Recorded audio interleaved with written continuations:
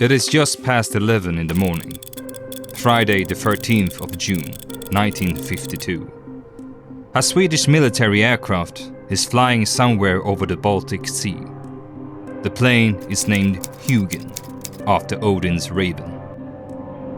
On the ground, at an airfield north of Stockholm, a signaller is waiting for a routine position report. The reports come in every 20 minutes, like clockwork. The next one is due at 11:28. 5 minutes early, at around 11:23, the aircraft calls in. The signaller recognizes the operator on the other end. He has heard this man's hand on the key many times. The transmission begins with the usual tuning signals. Then the call sign of the home station. 3 times. 4. And then it stops. The signaller calls back. Nothing. He tries again. Still nothing. The planned routine position report time passes.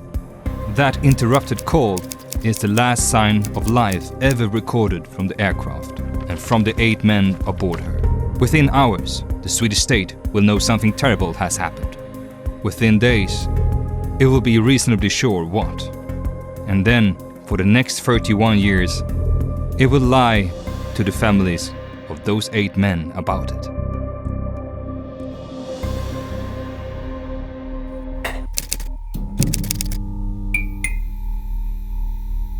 The alarm reached the Swedish air staff at approximately 11:30. Within half an hour, 2 search areas had been defined. If any of the 8 had come down alive, they had 2 to 3 hours in the water. That was the standard survival estimate for the Baltic in June. With a life raft, considerably longer. That is the clock everything else runs against. A Catalina rescue aircraft launched from Hugin at 12:16. 15 radar-equipped S-18 aircraft from F-11 in Nyköping joined the search. They flew until 22 hours. 6 naval vessels were dispatched to the search areas, including 2 torpedo boats, T-34 and T-101. T-34 sailed at 13:40. T-101 sailed at 14:45. Both reached search areas at approximately 1700. 5 hours after the impact. Then the weather closed. Low cloud and fog around Gotska Sandön dropped visibility, in some sectors to the point where aircraft could not see the surface at all. The search continued through the afternoon and into the night. The estimated survival time passed somewhere in the middle of it. No aircraft, no wreckage, no oil slick, no bodies. In the early evening, the Swedish defense staff approached the air attachés of the Soviet Union and Finland and asked, formally and very quietly, whether either country had any information about a missing Swedish aircraft. The Finns said they did not. The Soviets said nothing at all. 2 days later, on the morning of 15th of June, a Swedish search aircraft spotted an object drifting in the water about 60 kilometers northeast of Gotska Sandön. It was one of Hugin's 3 life rafts. For some hours, the discovery raised hope. The drift calculations traced the raft back to a point of entry close to where Hugin had last been heard from. Perhaps the crew had ditched. Perhaps somebody had survived. Then the raft was examined. It was still in its original packing. It had never been deployed, and it was punctured by shell fragments. That raft is the moment when the Swedish state internally stops being uncertain. Hugin had not simply crashed. She had been fired upon. By whom remained officially an open question. It was not a difficult one. No Finnish fighters were in range. No British, no American. There was exactly one country whose aircraft could have done this. 3 days later, it would do it again.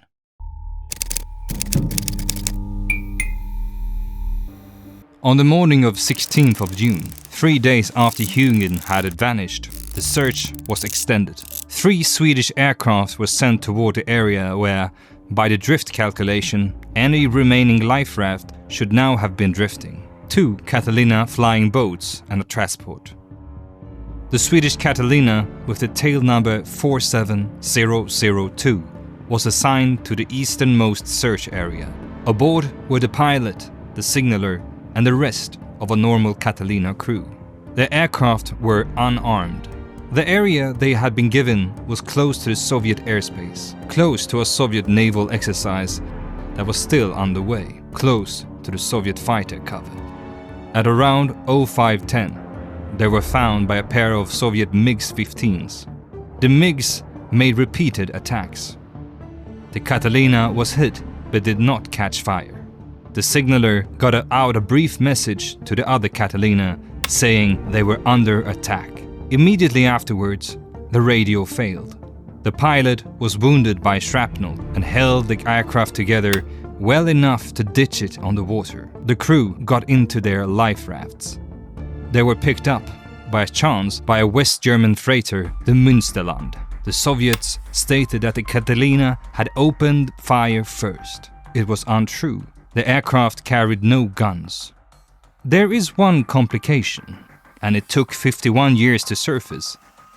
When the Catalina's wreck was located in 2003, it lay 22 kilometers further east than Sweden had reported, leaving open the possibility that she really had strayed into Soviet waters. Both things can be true. She may have been where the Soviets said. Their account of who fired first is still false. In Sweden, the shootdown produced an immediate reaction. 2 fighters were launched. They found an oil slick. They found the second Catalina in the vicinity and escorted her back towards Sweden. In the Swedish press, the Catalina shootdown became the photograph. There were survivors. There was a wounded pilot. There was a sinking aircraft visible on the surface. Within days, the entire affair had acquired the name it has carried ever since, the Catalina Affair. And the aircraft, lost on the 13th of June, Hugin and her 8 men, became a secondary mention in her own story. That was a political convenience, and an enormous one. The Catalina had a beginning, a middle and an end. An aircraft attacked, crew rescued, protest filed.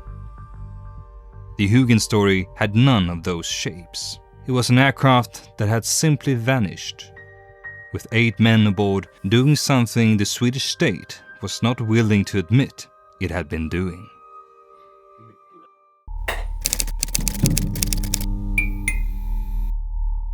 To understand why Hugin was flying alone over the Baltic that morning, you have to understand where Sweden was sitting in the summer of 1952. The Second World War had ended 7 years earlier, and Europe had been cut in half. To the west, the United States, Britain, France, and 12 nations bound by a new defensive alliance, NATO. To the east, the Soviet Union and a wall of satellite states stretching from the Baltic to the Adriatic. In August of 1949, the Soviet Union detonated its first atomic bomb. The American monopoly on the most destructive weapon ever built was over. Sweden was officially neutral. It had been neutral through both world wars. In 1952, neutrality was not a slogan, it was a survival strategy. Sweden was a country of 7 million people, sitting directly on the seam between the 2 blocks. Neutrality, though, did not mean indifference. The Swedish General Staff had no illusions about who the threat was. The historic enemy was Russia, now the Soviet Union, now armed with nuclear weapons, now in direct control of the Baltic coast, a few hundred kilometers east of Stockholm. The planners assumed 2 possible Soviet attacks, one through Finland into the north, one an amphibious landing somewhere on the Baltic coast of central Sweden. The amphibious landing was the one Stockholm feared more. A surprise attack of that kind would arrive faster than Sweden could mobilize. Whether the Soviets actually had the capacity for such a landing in 1952 is, with the benefit of access to their archives, doubtful. Nobody in Stockholm could afford to assume so. A country that small and that exposed survives on knowing what is coming, which meant knowing in detail what was happening on the far side of the water. What units were where, what equipment they had, what they were practicing, what new technology had appeared, which by 1952 meant signals intelligence.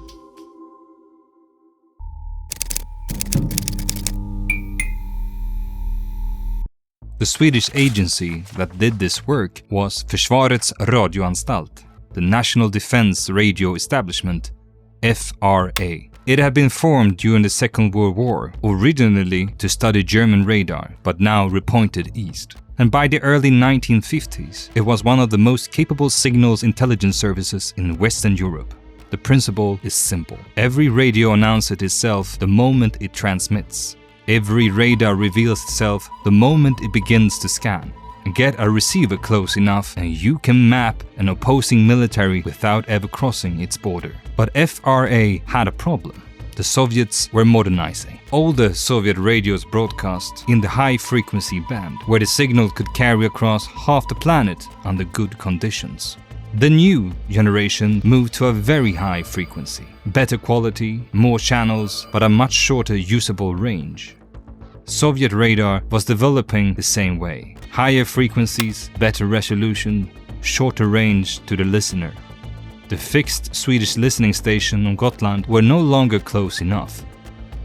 So FRA put its receivers in the air. In 1951, 2 Douglas DC-3s were stripped and rebuilt as flying listening posts. Antennas on the streamlined plastic radomes.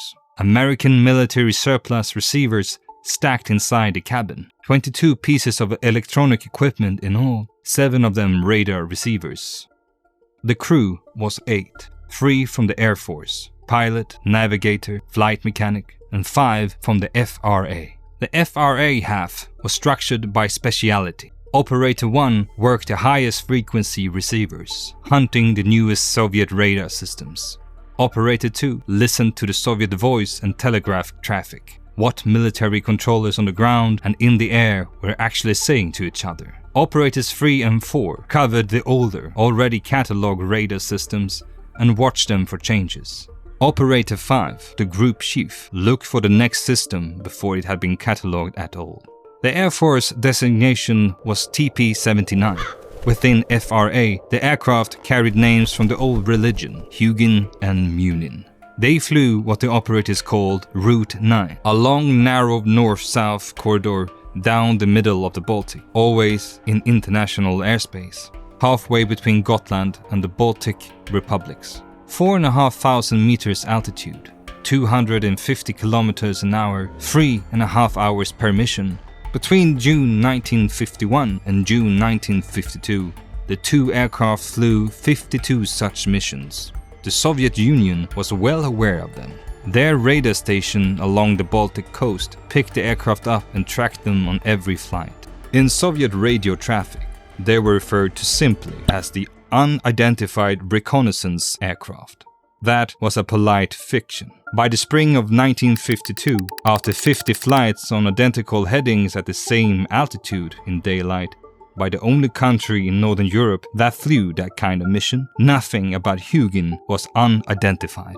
And there's one part of this the Swedish state would spend 3 decades refusing to say out loud. Hugin did not only listen.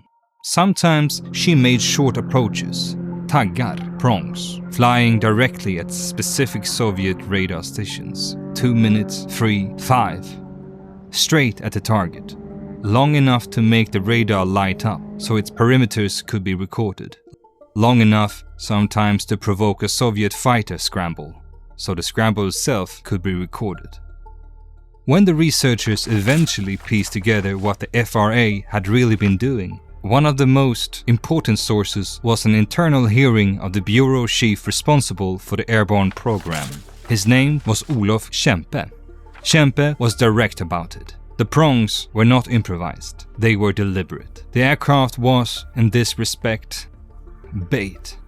The Soviet ground station would light up, the Soviet controllers would issue orders over voice radio. Soviet fighters would scramble. The operators inside Hugin would harvest all of it. That made the aircraft structurally vulnerable. At 250 kilometers an hour, she had no chance of outrunning a MiG-15 vectored in behind her. The doctrine accepted that risk as the price of the collection. The Swedish state would not officially admit in the lifetime of any of the 8 men that this was what the aircraft were doing. The Soviets knew. In a report written 4 days after Hugin disappeared, a Soviet air defense general put it plainly. The foreign aircraft along their coast, he wrote, were obviously reconnaissance against our radar systems in the Baltic. He was telling the truth.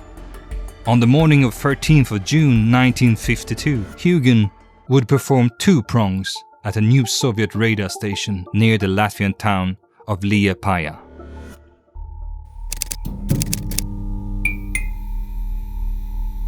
There were 8 of them on board. From the Air Force, the pilot Alvar Elmeberg, the navigator Gösta Blad, the flight mechanic Herbert Mattsson. From the FRA, the group chief Einar Jonsson, and 4 operators Bengt Bok, Erik Karlsson, Börje Nilsson, and Ivar Svensson. By the standards of the unit, they were experienced. Jonsson and Bok had each flown 49 signaled missions since the work began in 1951. Karlsson had flown 15.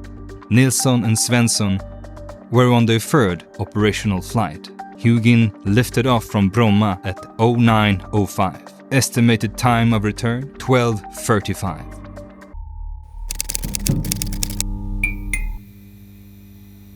The aircraft climbed on a heading of 130 degrees toward Gotska Sanden, the small uninhabited island in the middle of the northern Baltic, working altitude 4,500 meters. At 09:20, Hugin calls home and asks for F2's radio beacon to be switched on. This is unusual.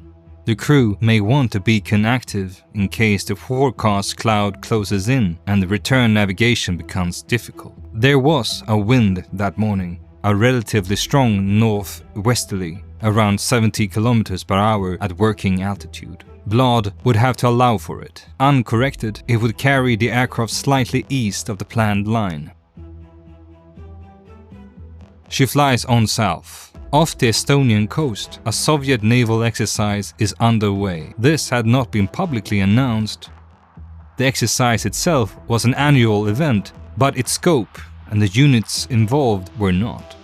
Among the ships taking part is the brand new Soviet cruiser Sverdlov, delivered to the Baltic Fleet only weeks before. A new ship means new equipment, new radars, new fire control systems. Hugin's receivers are configured for naval sources, and there's a great deal to listen to. She makes a short approach toward the exercise area, then resumes her southbound track along Route 9. No surviving document confirms the exercise was a target of the mission. It was obviously of interest. At 10:15, a Soviet radar station at Ventspils picks her up. She is 95 kilometers northwest of the station, in international waters heading south. At around 10:28, Soviet records show Hugin making a sharp left turn toward the Soviet coast, toward Liepāja. She holds that heading for about 5 minutes, then turns back north. A few minutes later, she does it again. 2 short prongs straight at the target. After the second approach, she resumes her northbound course. The weather is clear, visibility is good, altitude 4,500 meters. At 11:08, the navigator sends the routine position report. Hugin is passing the waypoint southeast of Gotska Sanden, about 50 minutes to landing. The next position report is due at 11:28. At 11:23, the aircraft makes one more transmission, and the line goes dead.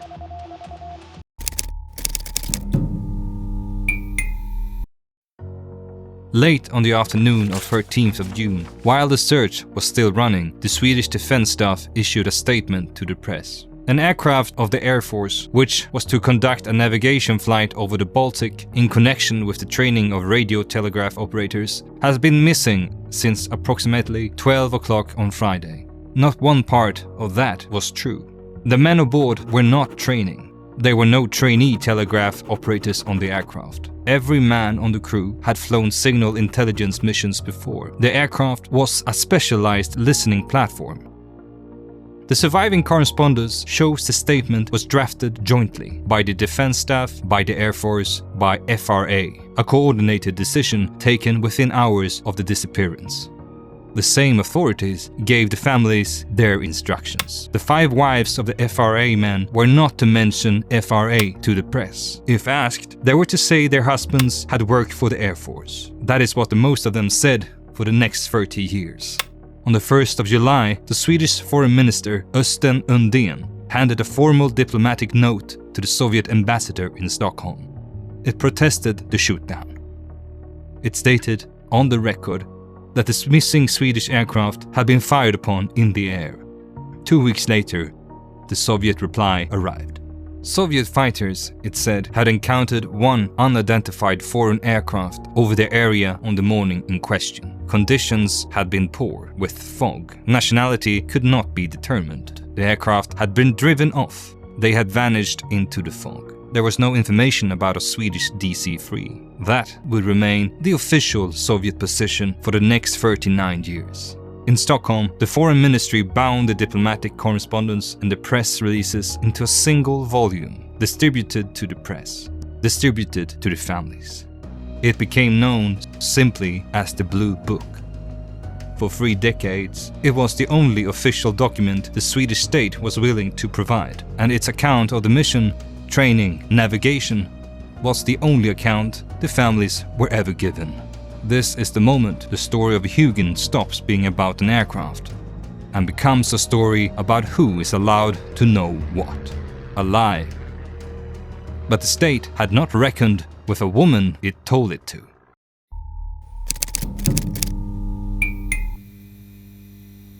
In the autumn of 1952, the Swedish state began paying widows' pensions to the wives of the 8 missing men. Under Swedish law, in 1952, a missing person could not normally be treated as deceased for years. Within months, the wives of the Hugin crew were being treated as widows. It was a practical kindness. It was also, as they noticed at the time, the closing of a file. The most determined of them was a woman named Karin Jonsson. Her husband Einar had been the FRA group chief aboard Hugin. Einar had told his wife about his work. She had been told it was a secret, and within months of his disappearance, she began, quietly and then less quietly, to refuse to keep it. In 1954, 2 years after Hugin disappeared, Karin Jonsson submitted a manuscript to a Swedish magazine. The headline she had written was, "I believe my husband is alive." In the article she said plainly what the FRA had told her not to. That her husband had not been on a navigation flight. That he had been part of a small, specialized group within FRA, conducting airborne signals intelligence against the Soviet Union. FRA and the Defense Staff intercepted the manuscript before it could be published. The matter went up to the Defense Staff chief himself. His decision was to censor it entirely. The article appeared in print without its truth. She did not stop. Later in 1954, she requested a meeting with the Foreign Minister Östen Undén and asked for permission to read the classified Foreign Ministry files on her husband's disappearance. Undén promised to look into it. He did not write back. In January of 1955, she wrote again. This time he consulted FRA, the Defense Staff, and the Air Force. All 3 opposed disclosure, and Undén replied to her in his own hand. It has been confirmed that these documents contain no information that could shed any light on the fate of the aircraft or its crew, beyond what is already set out in the Foreign Ministry's Blue Book, which has been provided to you. That was untrue. The classified accident report, dated 1st of July 1952, had already concluded that Hugin had been shot down. It identified a crash position approximately 50 kilometers east of Gotska Sandön. The Blue Book contained none of this. In the spring of 1956, the Prime Minister Tage Erlander went to Moscow on a state visit. Karin Jonsson wrote to him beforehand and asked him to raise the question of her husband during the negotiations. Erlander replied that he doubted the question would come up. When he returned to Sweden, she asked him whether he had anything to tell her. He did not.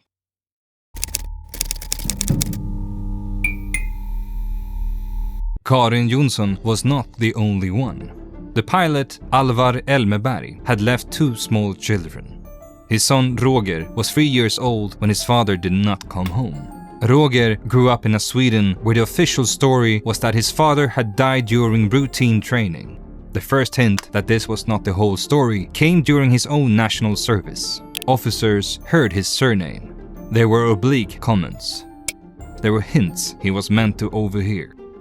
He began to ask questions, and he found the same wall Karin Jonsson had found. The people who knew the answers were not authorized to give them or were not willing to. He met politicians. He met civil servants. He met officers. Over the course of his investigation, he met Prime Minister Tage Erlander on 13 separate occasions. In 1983, Roger published Flygaren som försvann, The Pilot Who Vanished. The book did what the families had not been able to force out of the government in 30 years. It said that Hugin had been on Signal's intelligence mission against the Soviet Union, that she had been shot down, that the Swedish state had reached that conclusion within 18 days and had withheld it from the families ever since. It made enough noise that the government was forced to review its own files. The review reached 3 conclusions: that Hugin had been out on a Signal's intelligence missions, that the aircraft had been shot down, and that no useful purpose would be served by reopening the investigation. The one tangible result was that the secret 1952 accident report was declassified. 31 years after the families were told a lie, the Swedish state acknowledged on paper that there had been a report. It still could not tell them where their husbands were. For that, something had to change on the other side of the sea. Through the late 1980s, the Soviet Union began, very gradually, to open. The press published things that had been unsayable a decade earlier. Old men with stories began to find foreign journalists willing to listen. In the spring of 1990, the Swedish newspaper Dagens Nyheter obtained an interview in Moscow with a retired Soviet general.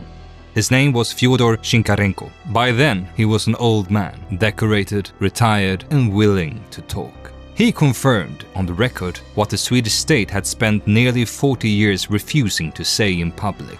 That on the morning of 13th of June 1952, he had ordered a Soviet fighter to shoot down a Swedish aircraft over the Baltic. He brought a hand-drawn map, supposedly showing the aircraft's flight path. It was wildly inaccurate. In Shikarenko's version, Hugin had crossed deep into Soviet airspace, which she had not. He may have been remembering badly.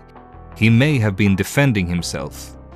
He may simply have been telling the version he had been telling himself for 38 years. But the central admission was made. The Swedish Foreign Ministry asked Moscow whether more was known. It took 18 months. In October of 1991, the Russian government agreed to receive a Swedish investigation team. Ahead of the visit, on the 30th of October, the Russian ambassador Yuri Fokin met the Swedish Prime Minister Carl Bildt. The Russian representatives were shown what the Swedes had assembled and acknowledged in the meeting that the time had come to confirm the shootdown. In November, a small Swedish team flew to Moscow and was received at the Russian Ministry of Defense.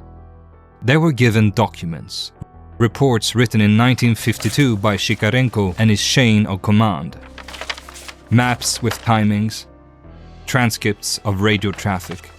Most of it survived a check against what the Swedes already knew. The conclusion of the Russian internal investigation was specific.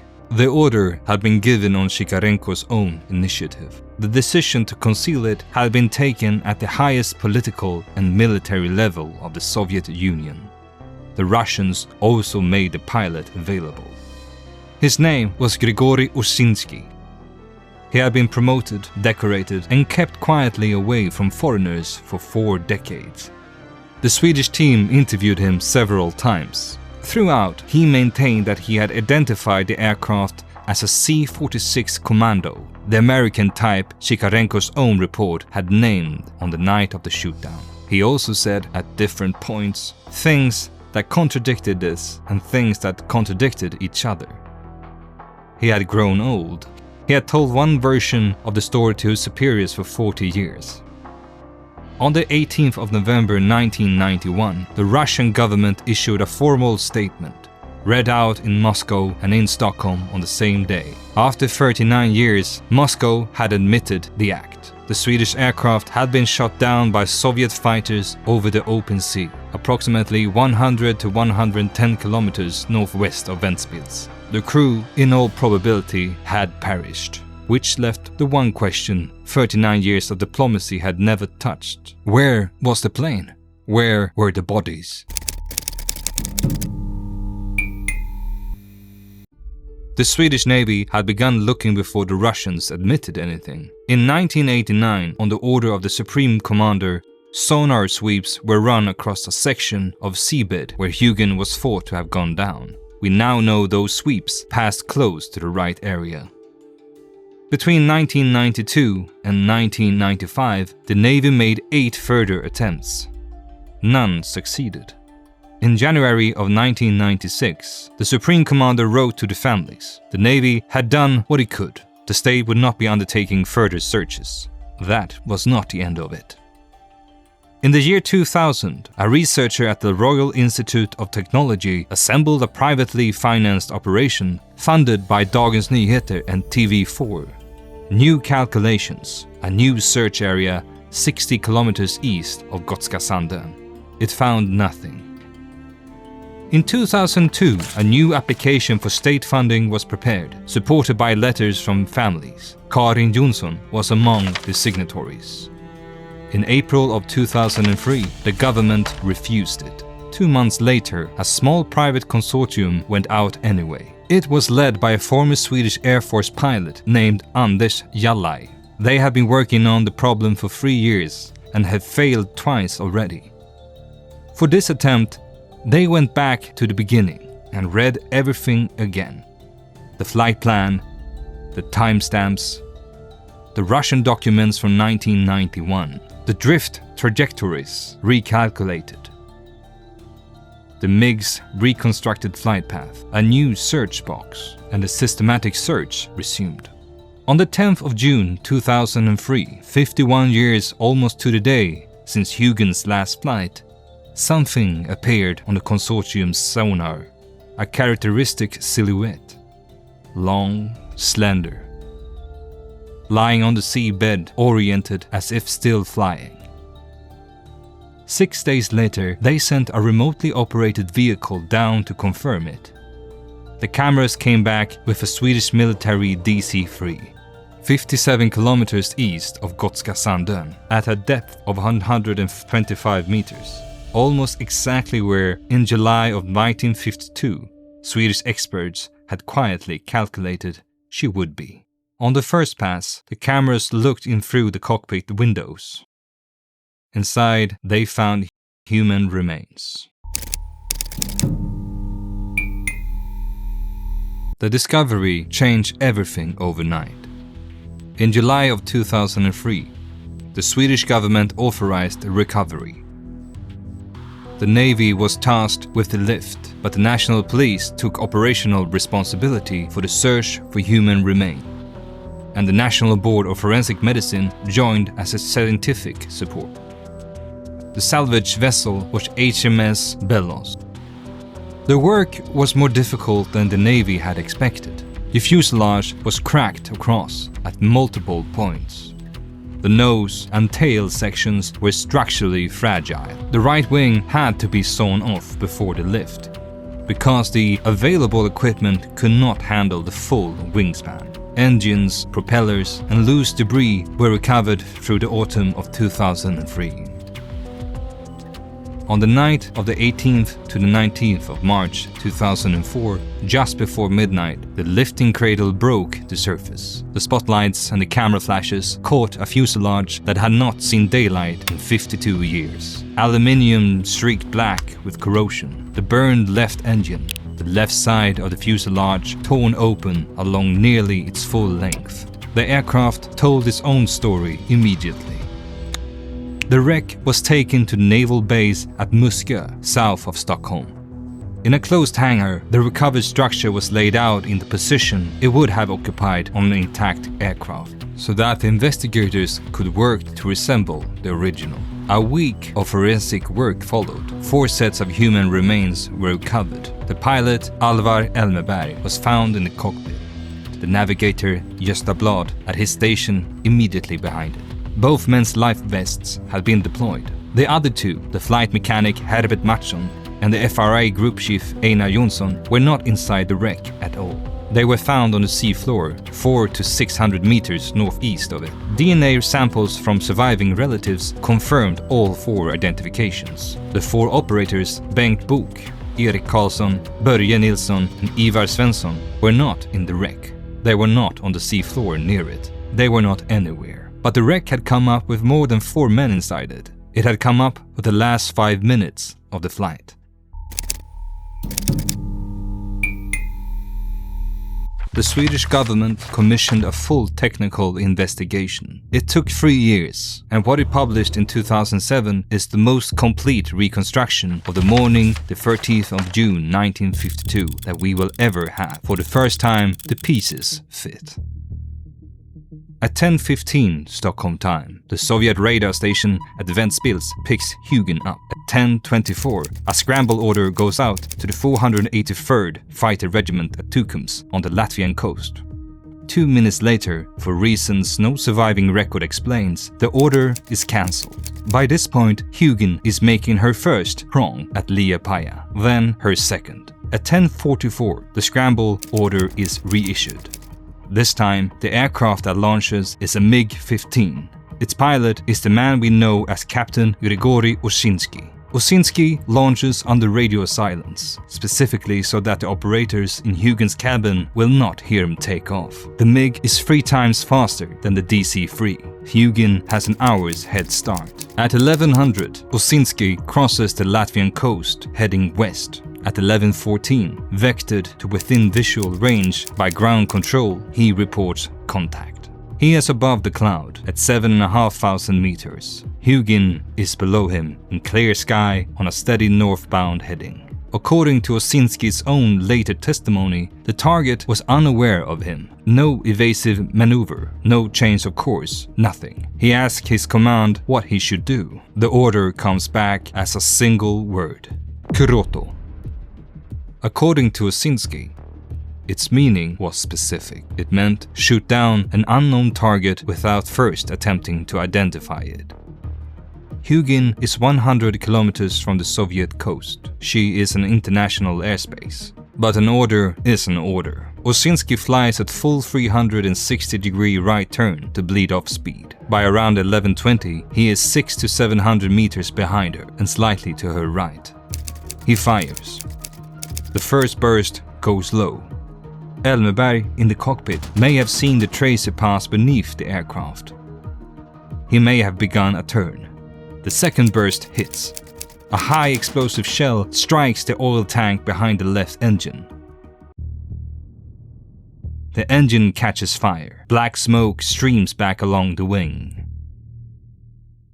A separate burst opens the side of the fuselage along nearly its full length, blowing holes through the cabin walls. The landing gear drops down. The aircraft began to descend, banking to the left.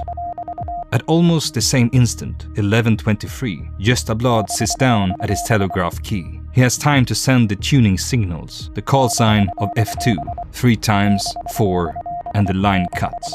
The 2007 investigation view is that the radio or the electrical system was destroyed by a follow-on hit, but it leaves a second possibility open. Elmeberg was fighting to hold an aircraft level with a burning engine on one side and a torn fuselage, and the cabin was filling with smoke. He may simply have told Blad to stop and help, which would mean the 4 interrupted call signs are the sound of a navigator being told to leave the key and help.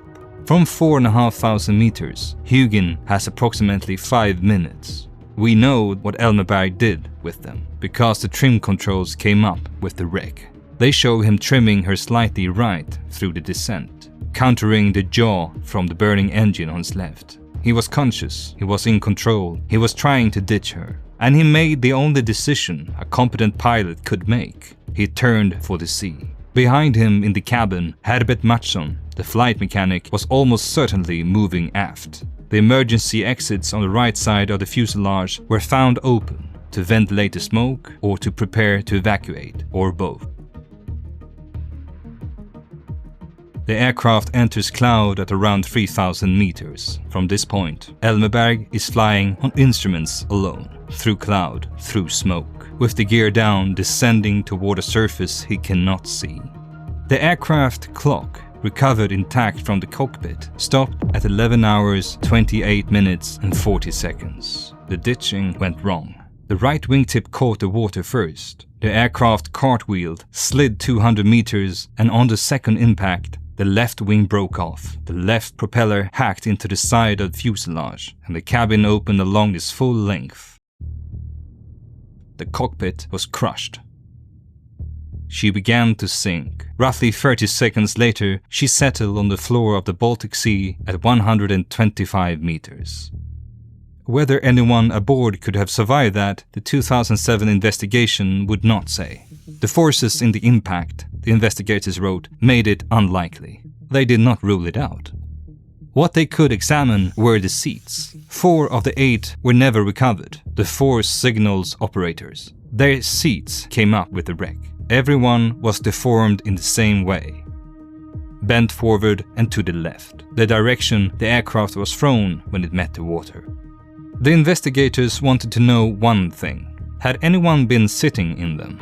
So they modeled a seat and worked out the forces. An empty seat would have needed something on order of 60 times gravity to bend the way these had. A seat with a man in it would bend the same way under a fraction of that. The damage matched the occupied seat. For 50 years, one rumor had circulated in Swedish military and intelligence circles and refused to die. Some of the crew, it was said, had survived the shootdown and been taken. Held in Soviet camps, possibly forgotten, possibly still alive. It was never a fringe belief. The foreign ministry had spent real resources chasing it. The 1983 review had examined it seriously. The seats gave it nothing to hold on to. The most likely reading of the physical evidence is that all 4 men were strapped into their places when Hugin struck the water. The investigation could not prove it from the wreck alone and allowed that one man, at most, might somehow have left the aircraft, but it found no trace of a parachute and nothing in the physical evidence to suggest that any of them had got out. If they were aboard at the impact, the open fuselage almost certainly threw them clear. Before the file closed, the Foreign Ministry asked whether any remains had ever come ashore on the far side of the sea in Estonia in the years after 1952. And the inquiries were thorough. They produced leads and nothing certain. No remains have ever been identified as belonging to the men of Hugin. In May of 2007, a memorial stone was unveiled. The 4 recovered men were laid to rest by their families. The 4 others have no graves. 55 years on, the affair was closed with a wreath laid out as stone. After Hugin was lost, Swedish airborne signals intelligence did not stop. It was suspended through the autumn of 1952 and through the winter of 1952 to 1953, while the political consequences of the affair were managed. In the spring of 1953, the second aircraft, Munin, went back into the air. Sweden's airborne signals intelligence program has continued in some form since 1951. Most of what it has done in the 75 years since remains classified. The Swedish aircraft was a converted DC-3, the most ordinary transport aircraft of its day. She was given a name from the old religion, Hugin, thought. Each morning, the raven flew out into the world. Each evening she returned to whisper what she had seen. On the morning of Friday, the 13th of June, 1952, Hugin flew out into the world, and now at last she has come home.